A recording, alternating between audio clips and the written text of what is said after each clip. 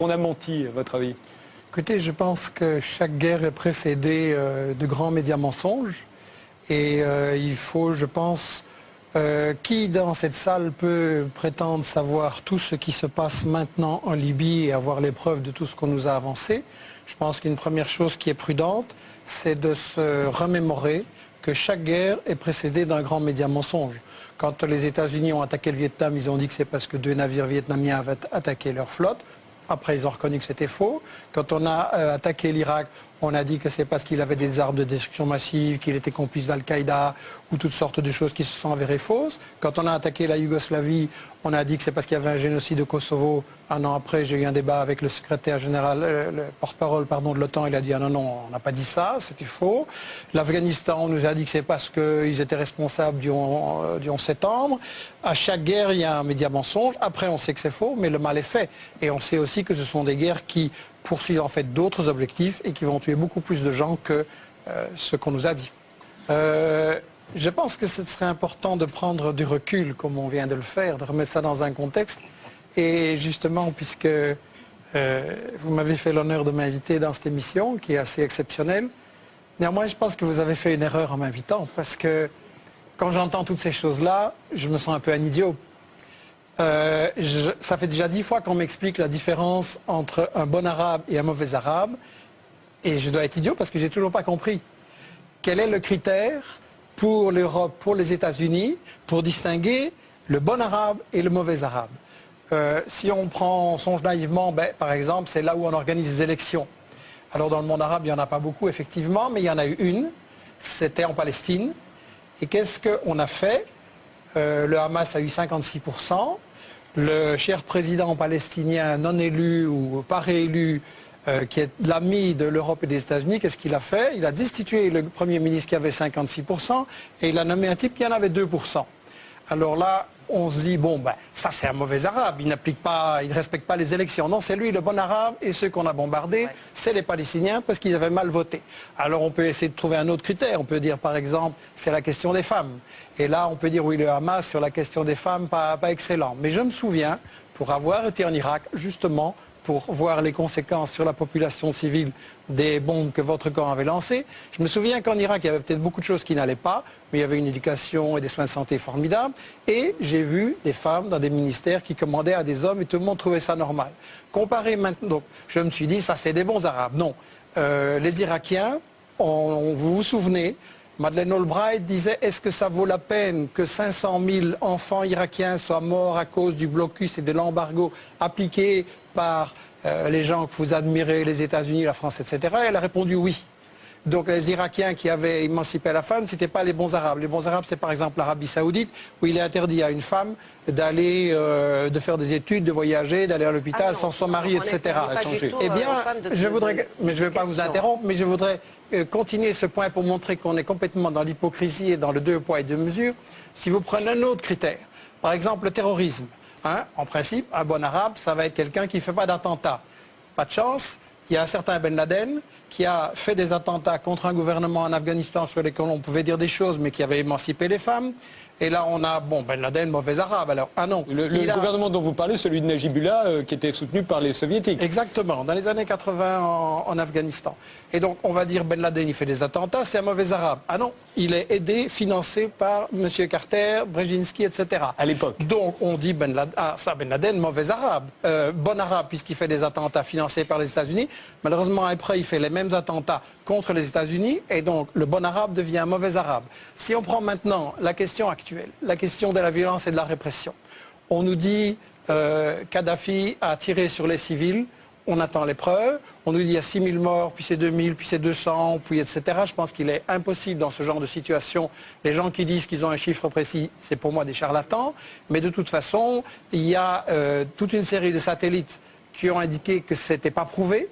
En tout cas, on ne les voit pas à la télévision, ça c'est sûr. Voilà, et on n'a pas ces choses, donc on le répète, on passe en boucle. Il faut se souvenir qu'il y a eu des médias mensonges avant.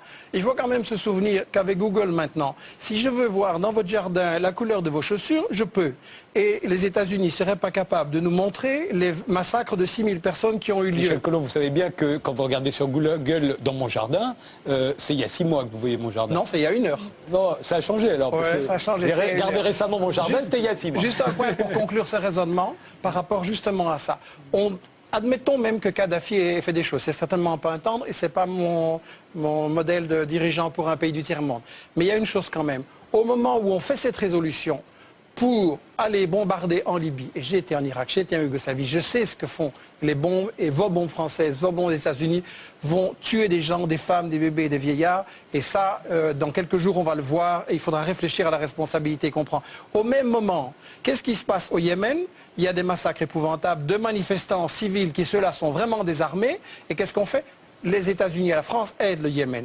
Il se passe au Bahreïn des choses épouvantables où on tire directement sur des manifestants désarmés. Et qu'est-ce qui se passe? Ce sont les États-Unis qui l'ont organisé en envoyant 2000 Saoudiens pour aller tirer sur les manifestants désarmés. Alors je m'excuse, si on veut changer de régime, si on veut mettre fin à certaines dictatures, eh bien je peux fournir à M. Sarkozy et à Obama l'adresse où se trouve le roi Fahd, et ils n'ont qu'à commencer par celui-là. Seulement, évidemment, celui-là, c'est leur ami, il leur dit merci. Et le bon arabe, finalement, dans toute cette définition, c'est l'arabe qui est à genoux, qui donne son pétrole aux États-Unis, et ses dirigeants, il n'en a le droit. Vous n'avez pas le droit à sa place. S'il y a vraiment une révolte populaire et une unité populaire, il renversera même des gens qui paraissaient indétrônables, comme Ben Ali et comme Moubarak.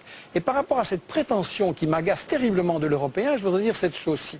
On parle de la communauté internationale. Ça, c'est un gros média mensonge, hein, parce que non seulement la Chine, la Russie, l'Allemagne ont voté contre, mais quand vous regardez l'Amérique... D'accord. Mais quand vous regardez l'Amérique latine, qu'est-ce qu'elle a fait? Elle a dit on soutient la proposition de médiation de Chavez. Je rappelle que si vraiment le but qu'on avait c'était d'empêcher des massacres de gens ou d'empêcher qu'on se batte, Chavez avait fait une proposition de médiation soutenue par la Ligue arabe et par l'Union africaine. Et on l'a refusé. Pourquoi? Et il se passe la même chose à chaque guerre. Contre l'Irak, contre la Yougoslavie, contre l'Afghanistan, il y avait chaque fois des propositions négociées. Et c'est l'Europe et les États-Unis qui les refusent. Donc c'est qu'il y a des buts cachés.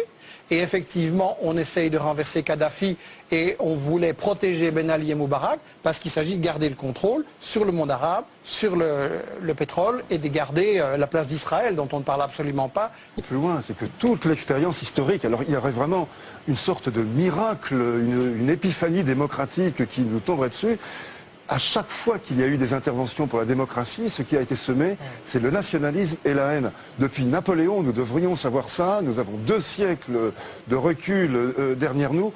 Nous n'avons pas un seul exemple, je dis bien pas un seul exemple, qui puisse démontrer le contraire. Pourquoi est-ce que d'un seul coup, l'histoire inverserait son cours, les mécanismes seraient mis cul par-dessus tête et la démocratie jaillirait des cratères de bombes?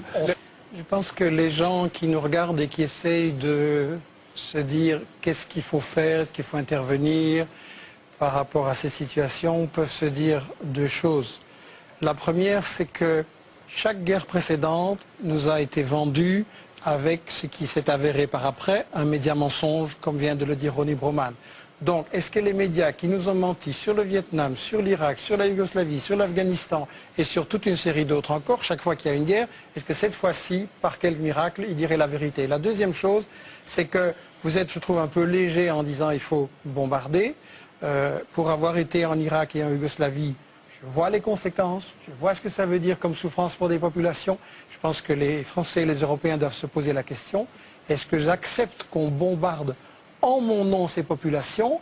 Et est-ce que dans tous les pays où l'Europe et les États-Unis ont bombardé, est-ce que ça va mieux maintenant? En Irak, il y avait dans les années 80, il y avait dans les... Je ne vous ai pas interrompu. Repartez pas parce que j'ai terminé vite. Oui, très vite. Si on ne m'interrompt pas, ça ira très vite.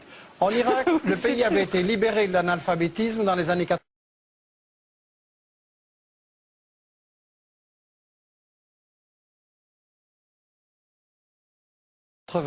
Maintenant, vous avez 40% d'enfants qui ne vont plus à l'école et vous avez un Irakien sur 6 qui est analphabète.